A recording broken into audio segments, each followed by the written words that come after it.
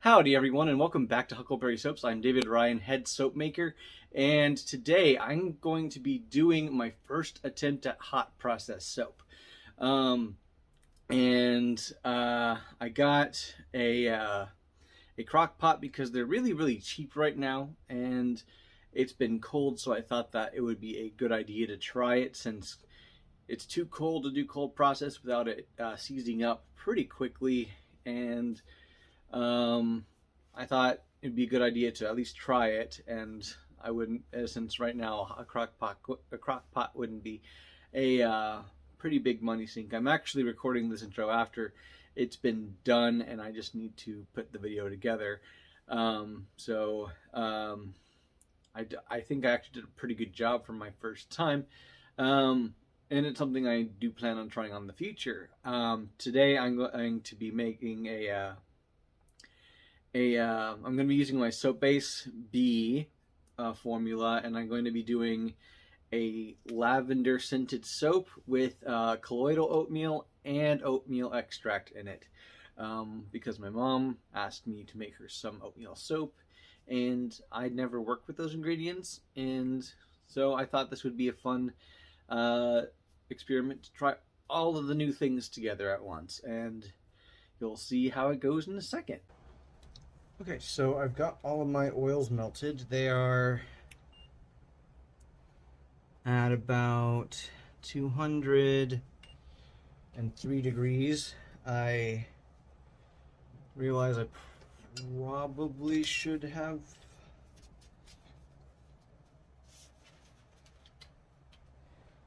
done something to get them to line up with me mixing up my lye solution a little bit better, but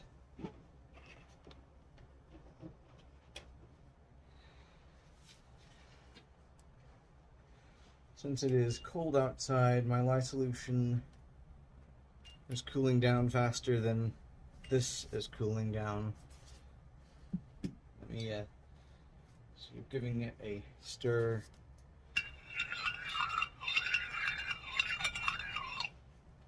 My stick blender will cool it down. Not really. So I am going to go ahead and pour my lye solution inside and see where this goes. I am actually doing a 7% superfat this time, just because I want it to be a bit more moisturizing and add to the effects that the colloidal oatmeal and oat extracts that I will be adding in will bring.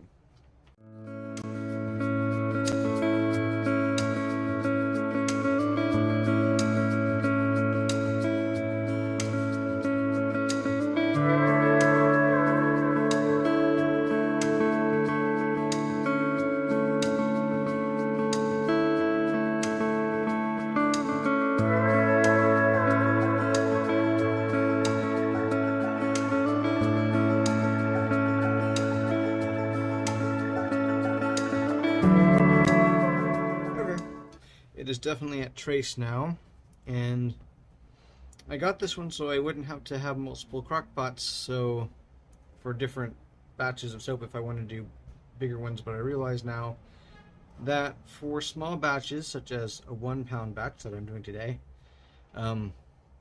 having a smaller crock pot is actually ideal, because as you can see, it was having trouble actually mixing everything together, which is not good. So I'm going to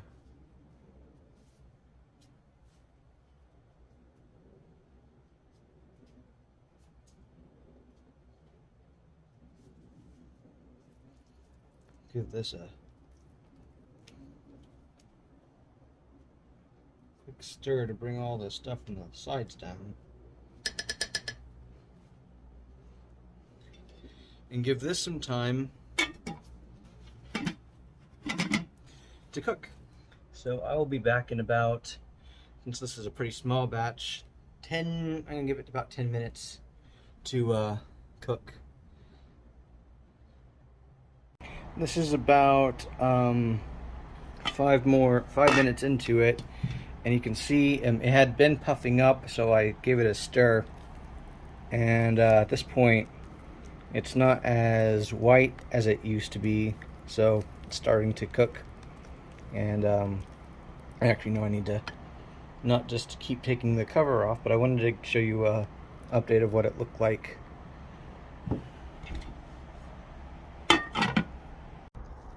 Okay, this is after about 10 minutes. As you can see, it's starting to get a bit more transparent or translucent, and so I'm going to give a quick stir. And the reason I'm holding the camera with my hand instead of having it up on the thing is just because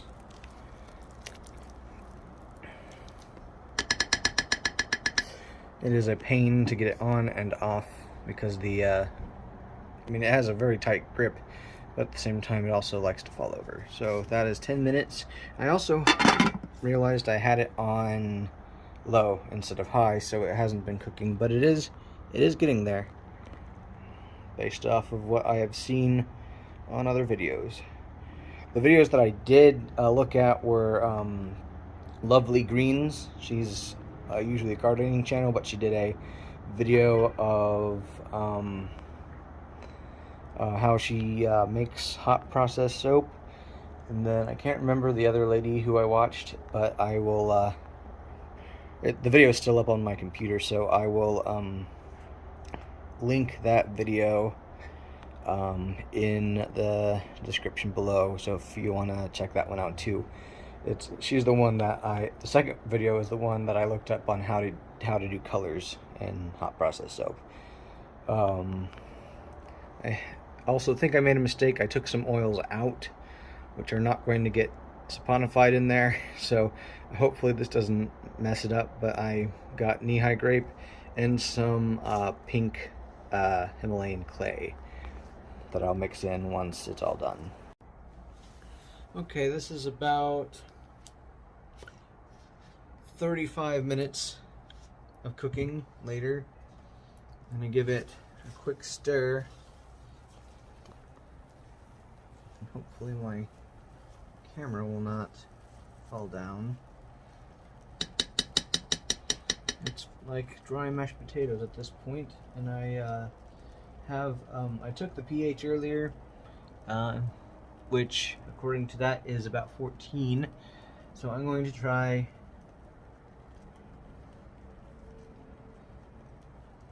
doing it again with another one.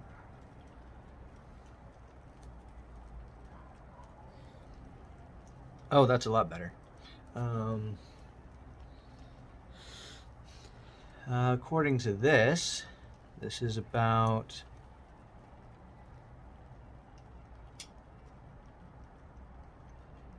between 8 and 9. So awesome. And this is working out just how I wanted it to. So now I'm going to turn off the heat, since this is the correct pH.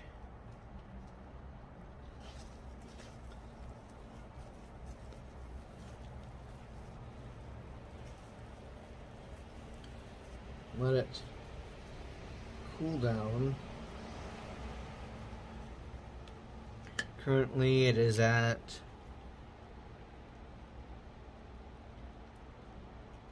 actually 185. So once it gets down to about 150 or so, I will add my Lavender Essential Oil to it, and also I will add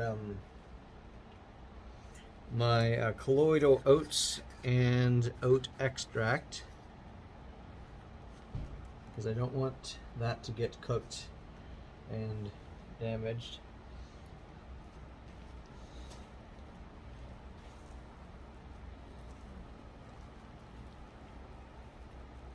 So I will stop the recording now and bring it back when it's time to do that.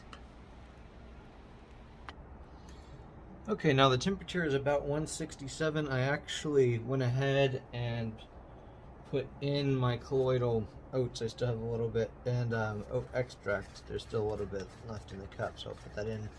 I decided to put it in to see if that would help cool it down faster, and it really didn't, but it was worth a try. So now I'm going to put in my Lavender Essential Oil. It's from the, I believe, the Now Organics brand. Actually, no, this is not. I got it from Whole Foods. One of the ones that Whole Foods carries in.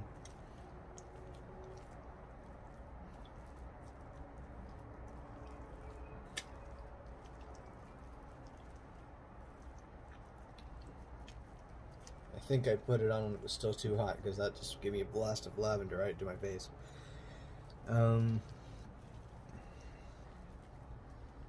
But now I'm going to divide it up between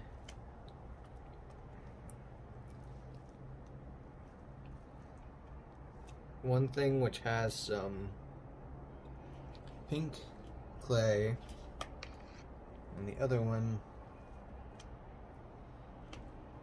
which has the Nehi Grape mica from Mad Micas. The pink Himalayan clay, I believe, is from Nurture Soaps, and the Nehi Grape is from Mad Micas. And I was told not to scrape too much from around the edges because it will be kind of crispy, and you don't really want that. So I'm gonna move this out of the way, move this in the way. So first, because this one's lighter, I'm going to mix up the pink Himalayan clay, and I added some kaolin clay to it too. I normally add that to the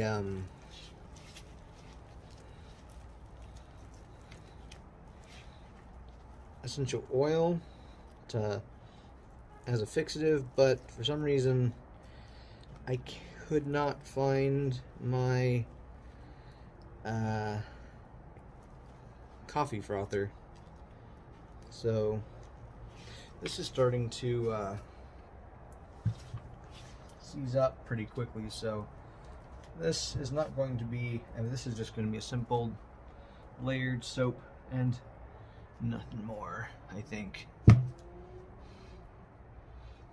don't think I should have taken them all out from, yeah, I think I mixed it up a little bit too much before I took it out, and then at this point, so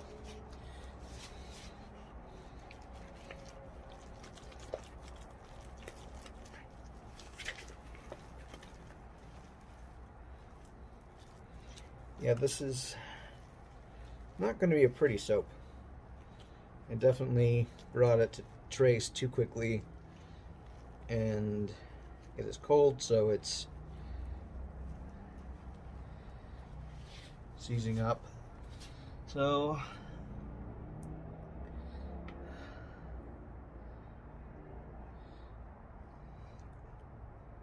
this was my first time though, so I'm not going to freak out too much about it. Maybe I could have added some more water at one point. I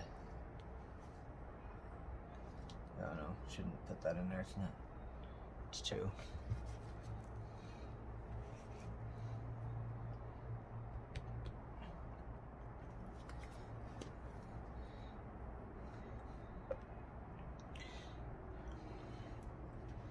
I'm gonna do what one of the other, I think it was, it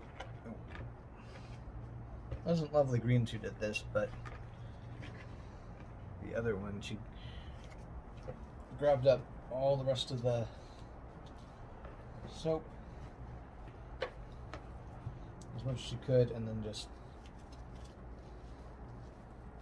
squished it into a ball. So I'm gonna do that too, just because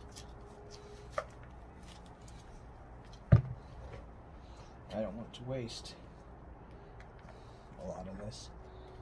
It's just kind of like Play-Doh.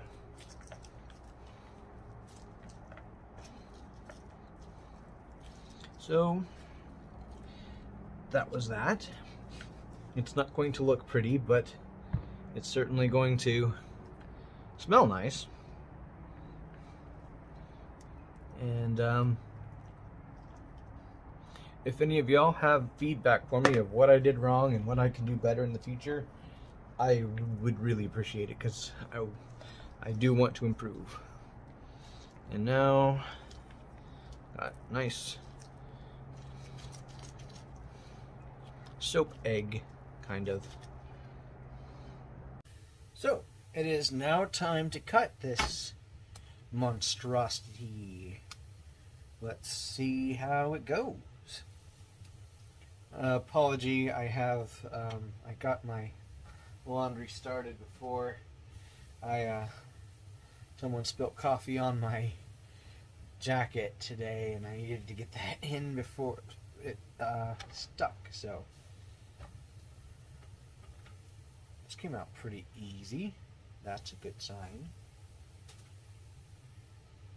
Still smells like lavender. It's at least the color is there. That is what counts. That is, I guess. So we're gonna go.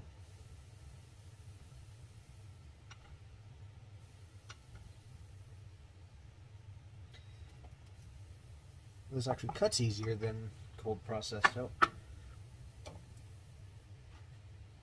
That actually kind of looks cool. That kind of looks like a purple sky in the middle of a desert. I changed my mind. This is no longer a soap monstrosity. This actually is pretty cool looking on the inside. I like it. That doesn't mean I'm not going to try and do better next time, though. Because I can do better.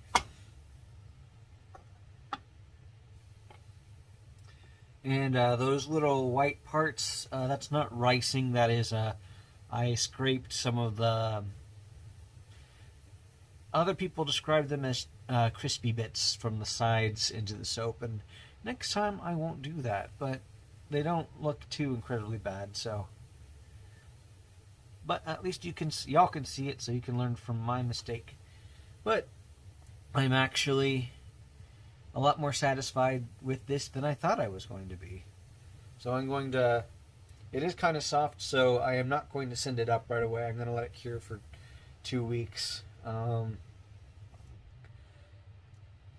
did add some super fat to it, so it's going to be softer than my bars are usually. So I might actually ask my mom if I can cut one of these bars in half, because she's been asking for an oatmeal soap. I'm going to see if I can maybe cut one of these bars in half, or maybe just cut, maybe not, I don't need a half one, I'll just cut off part of the end and see what it feels like for myself. So, because this is essentially a brand new soap formulation, since it has the colloidal oatmeal and the oatmeal essence and a 7% superfat instead of a normal 5 superfat. So I think for my first attempt at hot process soap, it went pretty well. I did not consider the fact that it would be, once I took it out of the heat, that it would sit up just as fast as cold process would. So next time, I think I'm going to try and figure out if I'm going to do more than one color. Obviously, if I'm doing just one single color, it's not going to be as big of a deal. But I think I will need to have something else to keep my dishes warm with the oil that I'm mixing in for the color of the colorants. Again, I used the Nehi Grape mica from Mad Micas, and then just some pink Brazilian clay for the pink. I've decided that I'm going to be calling this my Color Out of Space soap, inspired by the movie of the same name, based off of the H.P. Lovecraft story, just because this kind of ended up being, I'm jokingly calling it my monstrosity because it gave me an egg. But I'm calling it my abomination soap just because of how rough it came out. It's just a joke. I like it. I'm happy that it did come out. But because it's, if you've seen the movie Color Out of Space, the color out of space manifests as a very, very bright fuchsia color. And I know this isn't fuchsia, but you do get a chance to see the alien's home world briefly at one point in the movie, and it is very purple. And so this looks like an alien landscape to me. This looks like the sky. This looks like a desert. So I'm jokingly calling it my Color Out of Space soap. And I might actually work on this design either in cold process or when it's warmer, or I have a better setup hot process in the future. So I hope y'all enjoyed it, and if you did, please give me a like and subscribe. Also, if you want to see more stuff from me, head on over to my Instagram and TikTok at Huckleberry Soaps on both platforms, and let me know what you think. If you have any other ideas of what you'd like to see from me, I would be glad to hear them. I'm always trying to come up with new ideas myself, and I will definitely give you credit if you give me an idea that I do use. And I hope to see you in the future, and thanks again for watching, and I hope you have a great day.